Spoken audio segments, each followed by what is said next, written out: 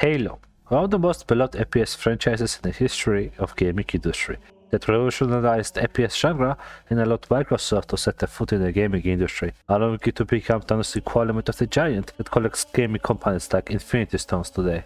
Halo was a big thing when it came out at the time, so big in fact that it created multi-millionaire franchise, countless accessories, toys, novels, comics, and even Halo-themed merchandise. Master Chief at this point has become icon and the face of not only Xbox and Microsoft, but of the gaming culture itself. Halo has brought countless gamers together across the globe. With its epic single-player campaign and online multiplayer experience, it gave players numerous fun and memorable moments after time and time again. So it's not far-fetched to say that any gamer knows or at least heard of what Halo is, save for that sad little 1% of cavemen that live under the rock and somehow manage to stay oblivious to the awesomeness that was and is Halo. And tragically enough, I was one of those outcasts. I am a simple gamer, and this is my glorious journey of discovering this franchise. And a simple review for one of its newest installments, Halo Infinite.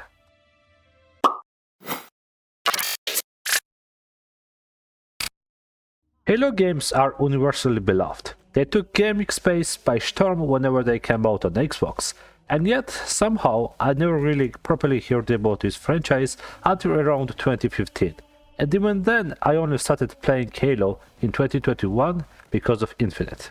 It could be because I was born in 2001, back when the first Halo came out, and didn't really properly get into gaming until around 2013. Now that I think about it, this whole franchise is exactly the same age as me. Huh. To be fair, I did hear snippets about it here and there, but the only thing I really knew about it was that you are this big green dude called Master Chief. He has this cool looking assault rifle, and he fights against those weird looking aliens, and that was it really. I somewhat properly heard about it when Halo 5 trailer dropped. I remember there was this whole sequence in the trailer where Master Chief was walking through the desert clad in rags, which looked pretty dope. After that I didn't really pay much attention to it. The last thing I heard about it was a few months later when people were ripping through the game for apparently having really weak storyline with some bad decisions and inconsistency in it. Fast forward to 2020, we get the first proper glance at Halo Infinite in a brand new gameplay premiere trailer.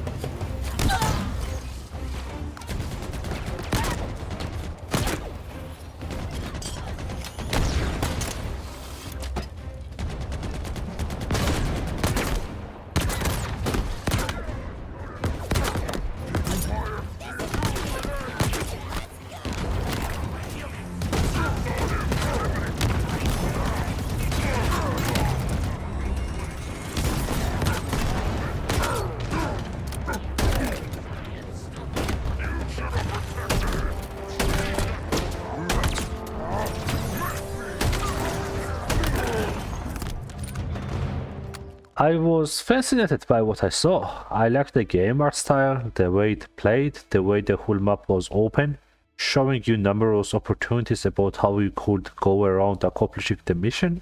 I liked the guns, the sound design, the diversity in enemies. Not to mention, the grappling hook looked pretty fun to use.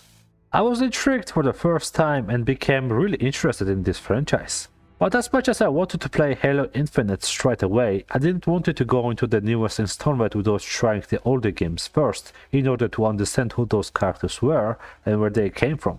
So I sat down, downloaded Master Chief Collection on Steam, and started my journey from where it all began. Halo Combat Evolved. We are starting to see some great games come back to the map, but this is one of the coolest I've ever seen. This game is going to ship early next year from Bungie, and this is the first time anybody has ever seen it. It's the first time they've debuted it. Well, Halo's been one of the best games played. They won the 2003 awards, and there's just more people playing Halo right now than any other game. It's one of those games that compels you to pull all-nighters. It's that good. People who have been looking for the last few years for a game as good as Half-Life or Rare's GoldenEye 007 will be pretty pleased to learn that they don't really need to look anymore. It's here. It's Halo. All I need to know is, did we lose them? I think we both know the answer to that. Sentry show inbound Covenant boarding craft. We are re-engaging the enemy. We are leaving this ship platoon and engaging the Covenant on solid ground. We're entering the ring's atmosphere in 5. You sure you wouldn't rather take a seat? We'll be fine. They believe that Halo is some kind of weapon, one with vast, unimaginable power. The flood is spreading. If we activate Halo's defenses, we can wipe them out. And that's exactly what Halo is designed to do. Wipe the galaxy clean of all sentient life. There is no choice. We must activate the ring.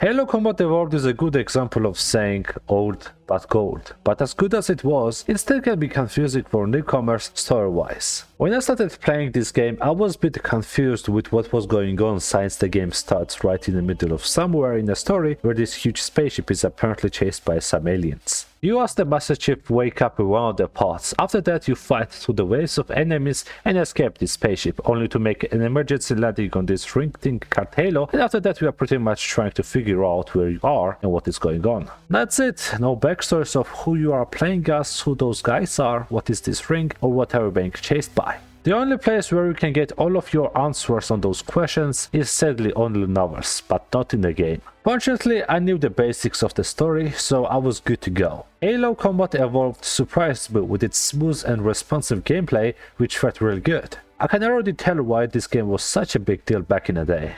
Aside from the gameplay, I also want to talk about the art style and the visuals of this game, which was remastered for the Master Chief Collection. The original look has its unique feeling to it, but I mostly played on the remastered graphics, which looked phenomenal. Sometimes I couldn't help but stop playing, just to stare at the amazing visuals this game presented in front of your eyes. It was that breathtaking. Apart from that, I also want to mention just how diverse the level design is in this game. At first, you start in a kind of empty rocky area, then you move on in the snow-filled plains, at one point you end up on an island, and later on you are desperately trying to battle your way through the Covenant and the flood-infested jungles. With top-notch gameplay combined with an amazing art style and phenomenal level design, you got an amazing game in your hands. I enjoyed my first time with this universe and loved the game from start to finish. That is not to say I haven't suffered through some levels, literally.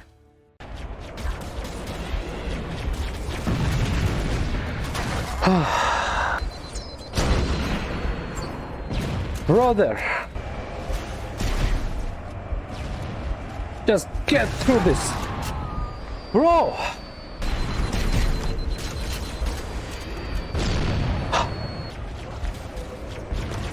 I hate this thing.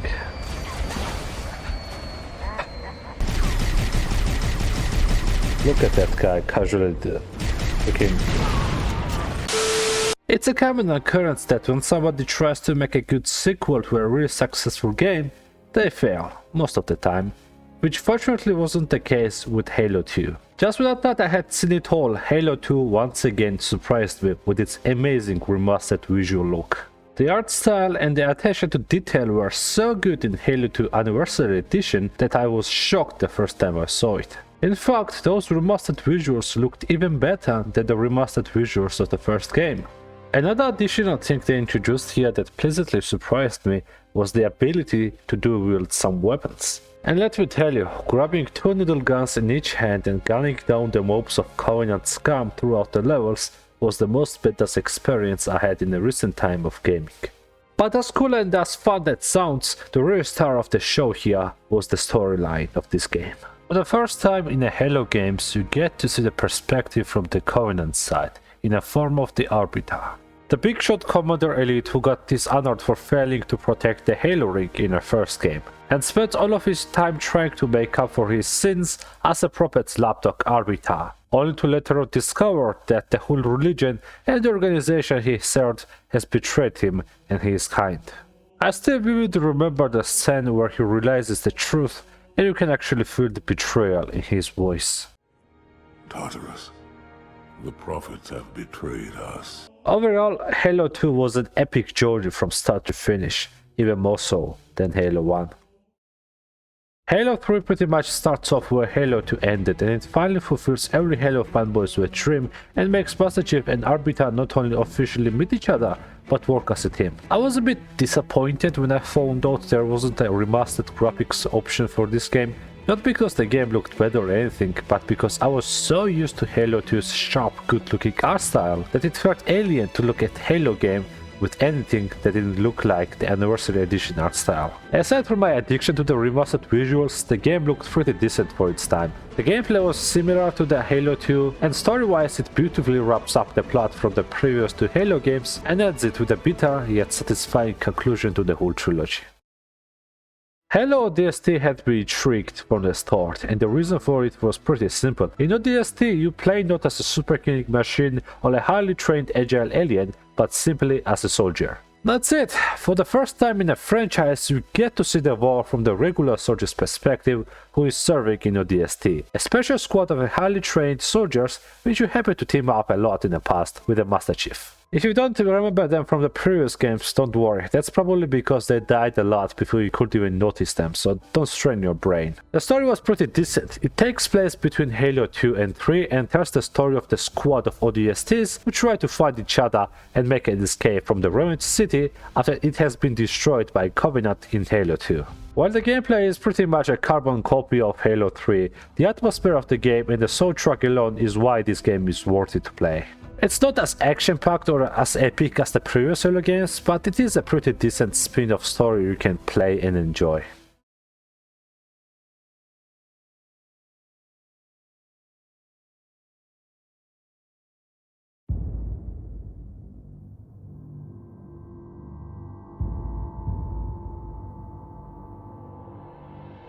Gamma Station, this is Fermi at RSO. Unconfirmed report of an in-system slip space rupture. Impossible. Check your source. Reading multiple pings below the orbital defense grid. Oh, this can't be happening. There's no mistake. It's them. Winter contingency has been declared. All units are mobilized and ready. This is Sierra 320. Prep for combat insertion. What the hell was that? We're coming in hot. Hold on.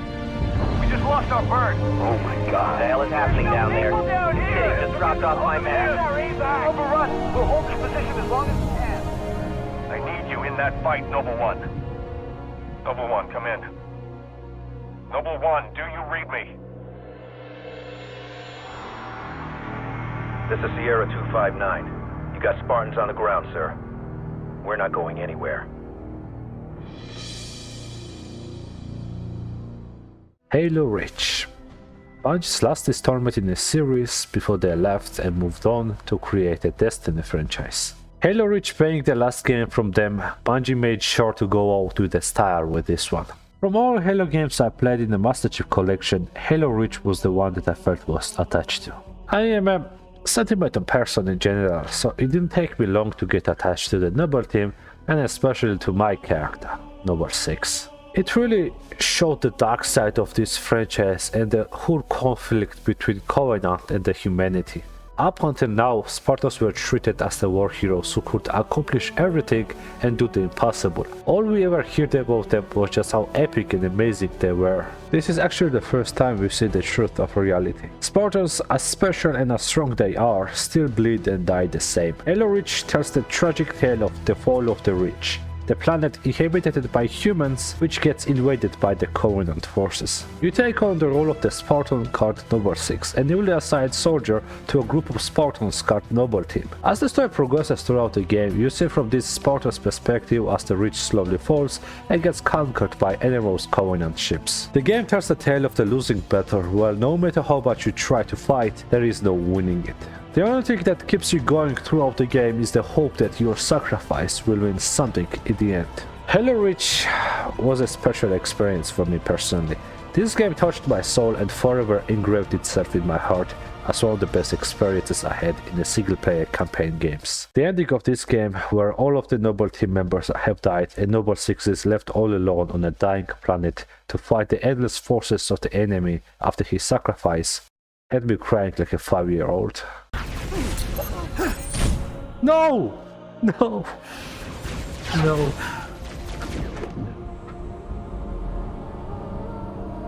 Come on, keep going.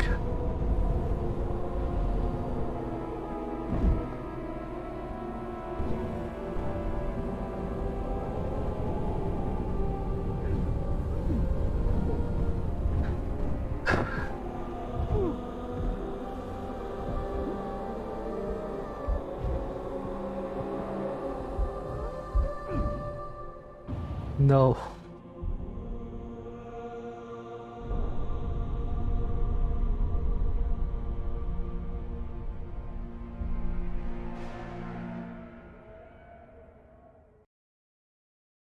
And with Halo Reach out, Bungie left Microsoft and Halo. After them, 343 Industries became in charge of Halo franchise. Surely a company named after a Halo character would keep a momentum going, expand and even go beyond what Bungie accomplished, right? Now, don't misunderstand, Halo 4 is a great game on its own, but it's just not a good Halo game. Let's talk about the gameplay. One important change they introduced in Halo 4 was sprinting. Now, sprinting was also available in Halo Reach in a form of armor ability, but it couldn't really be used to run around like a headless chicken and kill things like in Call of Duty. It was mostly used to cover a large distance faster, and that was it really. In Halo 4, sprinting wasn't a skill but a mechanic of the control itself, and it drastically changed the way game played, and it just didn't feel like Halo anymore. The only thing I remember from Halo 4 was the relationship between Cortana and the Master Chief, which was more exploded on, and of course, Cortana. God damn.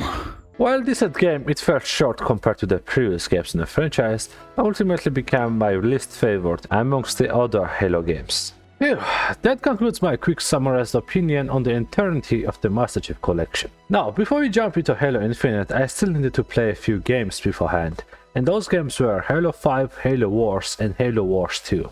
Sadly, I don't own Xbox, so I can't play Halo 5, and right now I'm too broke to buy Halo Wars or Halo Wars 2. So I did the next best thing, which was watching a quick summarized version of those stories on YouTube. Long story short, from the looks of it, Cortana went batshit insane in Halo 5, decided to enslave humanity, and that didn't end well. In Halo Wars, Banished are basically a mercenary group of alien species that rebelled against the Covenant, and decided to make their own club, and they also use weapons from UFC as well as the Covenant, so they are basically the worst of the two worlds. Now with this quick and basic summary, we can jump right into the Halo Infinite finally. So buckle up, since we finally reached the game I played all of those games for. Halo Infinite is a newest installment in a series by 343 Industries, and unlike previous Halo games which were more linear based, this Halo title is open world. Jumping into Halo Infinite, I was a bit surprised when I was pretty much shown right into the middle of the action, with Master Chief taking on the waves of the enemies. I was even more shocked when I saw freaking Atriox of the Banished coming out of nowhere and beating the living shit out of the Master Chief before yeeting him off the spaceship. Later on, the game introduces us to the new supporting character, which is the pilot of Echo 216. He is the one who finds us amongst the wreckage, saves us, and restarts our armor. Sometime later, we found ourselves back on the spaceship, and now all ready to kick some serious ass. This is the moment where we finally take control of the Master Chief and start the game. I want to say straight away that gameplay feels amazing. I just love the way the controls respond to you. Everything feels smooth, weapons looked and sound awesome, enemies looked cool, and actually posed a challenge on heroic difficulty, not gonna lie. There are several power abilities you can join for your armor that are cool, but nothing beats using Grapple Shot. I don't know how 343 Industries did it, but Grapple Shot in Halo Infinite has got to be one of the best implemented grapple hook mechanics I have seen in a game so far. Nothing beats the feeling of hitting yourself with a grapple shot from the distance and pressing the crouch button as you get close to the ground in order to use your newly jet velocity to slide across the ground to satisfying speed and momentum. After you are done with the opening missions, you get to meet yet another new character, which is called Weapon, who is an AI partner for Master Chief. She is pretty much Cortana 2.0, just a bit younger.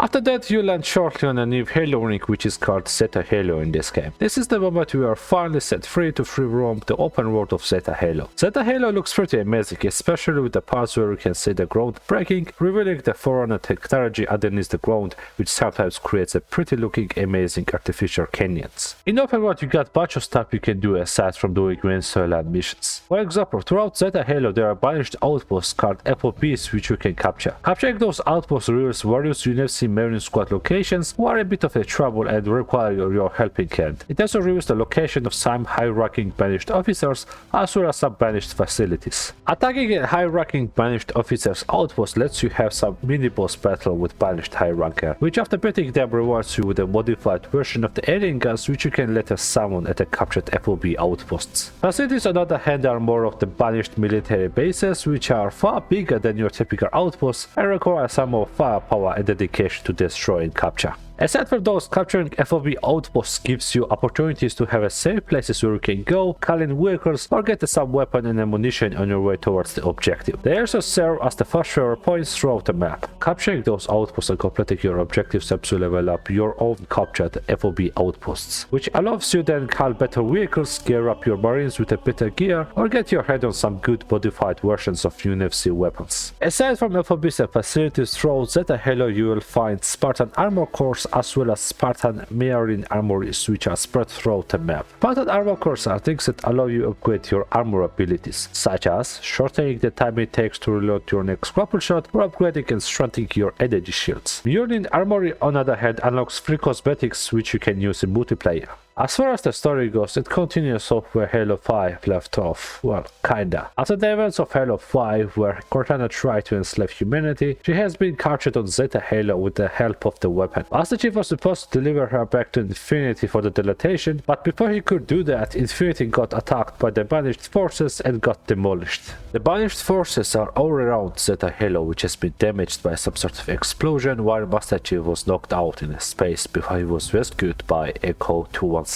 With no sight of Cortana and impending danger of banished forces, it is up to the Master Chief to find out what happened to Cortana, stop the banished forces, and discover the secrets of this Halo ring with the help of the weapon as well as the Echo 216. The story was pretty decent. I won't say much about it for the sake of not spoiling it. I liked how they showed Master Chief's more human side in this one. They already did that in Halo 4, but it was more exploited on in this game. You can actually see how damaged and hurt he is after the events of Halo 4 as well as the events of Halo 5. I also thought that the new characters they introduced in this game were pretty well written and the main villain was, decent enough I guess. One criticism I want to mention though is about the level design. Zeta Halo is an open world, right? But it is kinda bland. As fun as the sandbox and the gunplay is, fighting in the same location and in the same looking Forerunner cave levels over and over kind of gets boring at some point. It would have been definitely more satisfying and enjoyable to play the game if the level design were to be more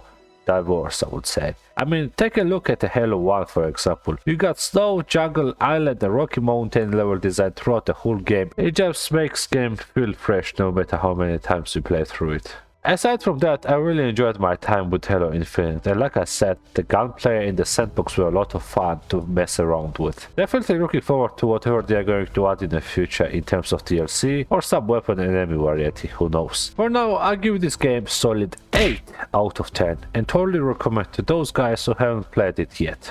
Oh man, now that was one heck of a journey, not gonna lie. I really enjoyed my time with those games and I'm just I am really pleasantly surprised with how much fun I had experiencing the story from start to finish. I guess I'm a bit regretful that I just found out about those games and wasn't a part of the hype gang back in the day. Definitely would have loved to be there at the launch day of those titles. But it is later than never, I guess. Thank you guys for watching, and I hope you enjoyed my little journey of discovering those games. If you enjoyed the video, don't forget to leave a like and subscribe, while I'll see you guys on the next video. See ya!